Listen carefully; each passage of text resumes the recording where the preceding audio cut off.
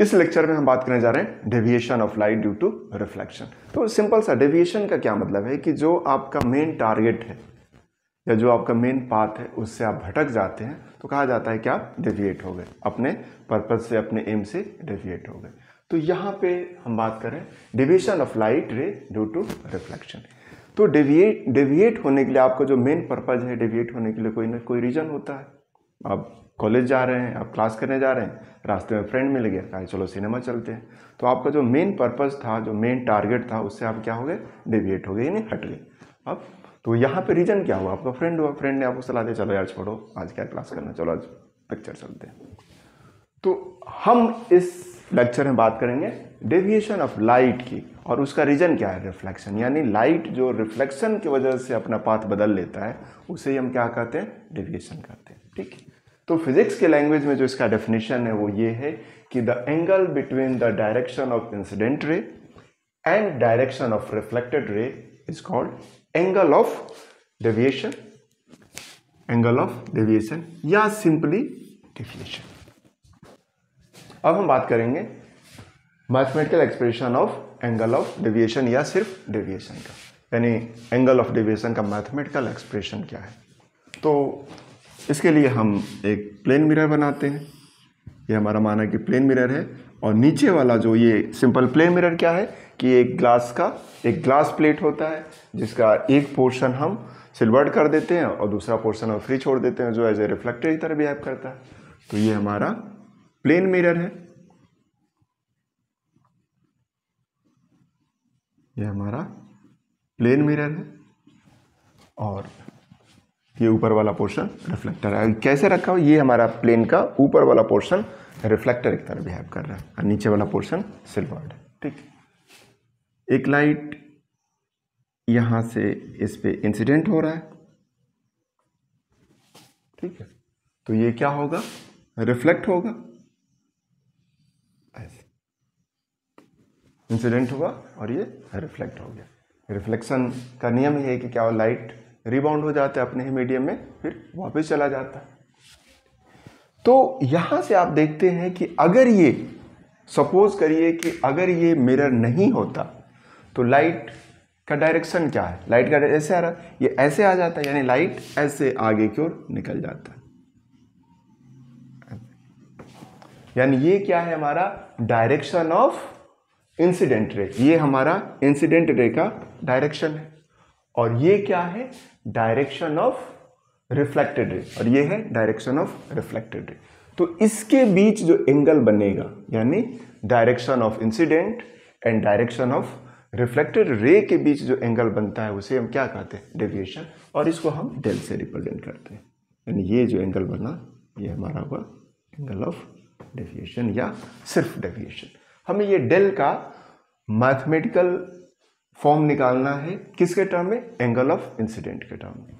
अब बात आती है कि जो हमारा सेकेंड लॉ है, सेकेंड लॉ क्या कहता है, angle of incidence is always equal to angle of reflection.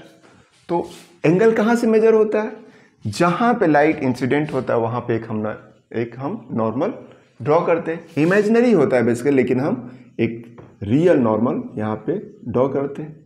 Draw किया, खींचा ऊपर की ओर, ये हो गया हमारा नॉर्मल। अब क्या है कि नॉर्मल और इंसिडेंट रे के बीच जो एंगल बनता है उसको हम कहते हैं एंगल ऑफ इंसिडेंस, जिसको आई से रिप्रेजेंट करते हैं, और नॉर्मल और रिफ्लेक्टेड रे के बीच जो एंगल बनता है उसको हम कहते हैं एंगल ऑफ रिफ्लेक्शन, और इसको हम आर से रिप्रेजेंट करते हैं।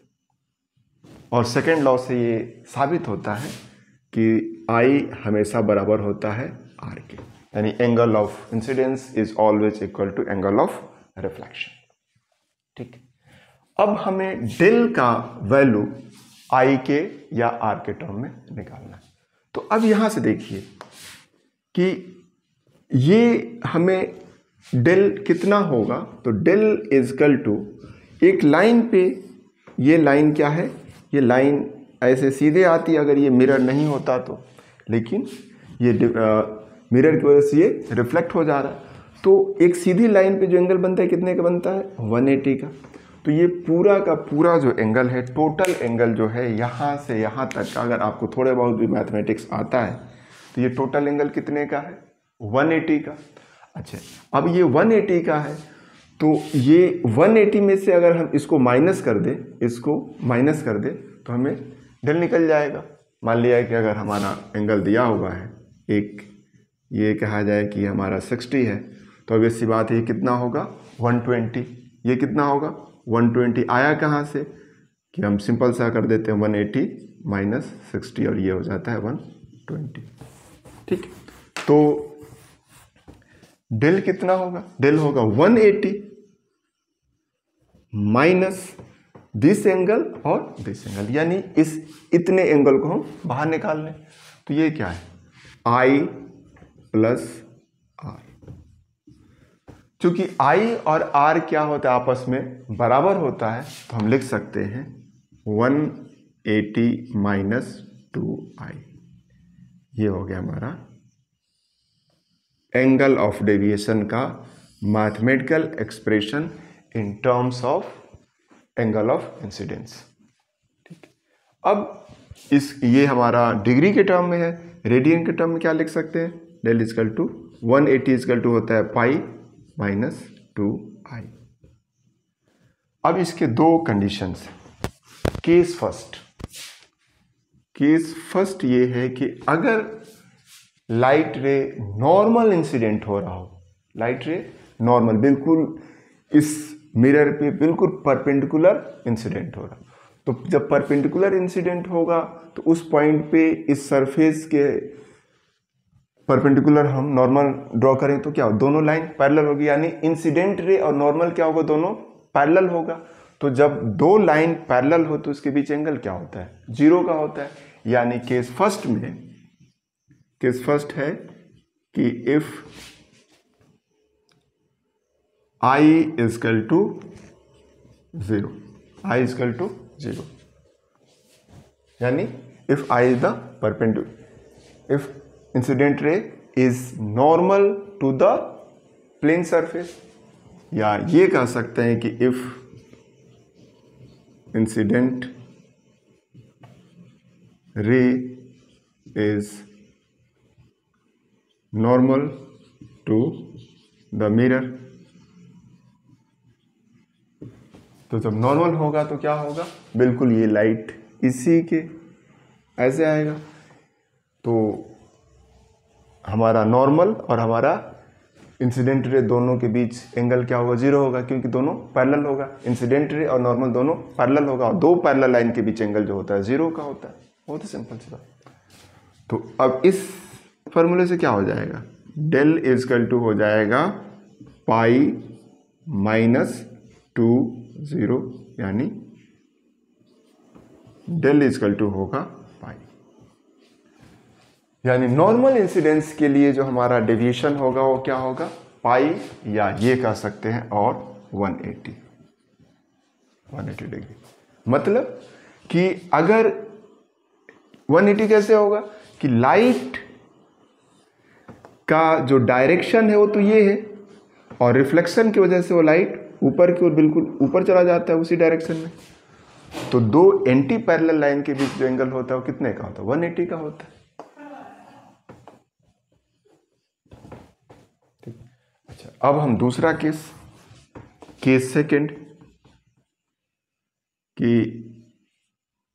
सेकंड क्या है? If I is equal to 90 degree, यानी if incident ray is parallel to the surface of the mirror, यानी लाइट ऐसे जा रही हो, ऐसे जा रही हो। तो जब लाइट ऐसे जाएगी तो नॉर्मल और इसके बीच एंगल क्या होगा?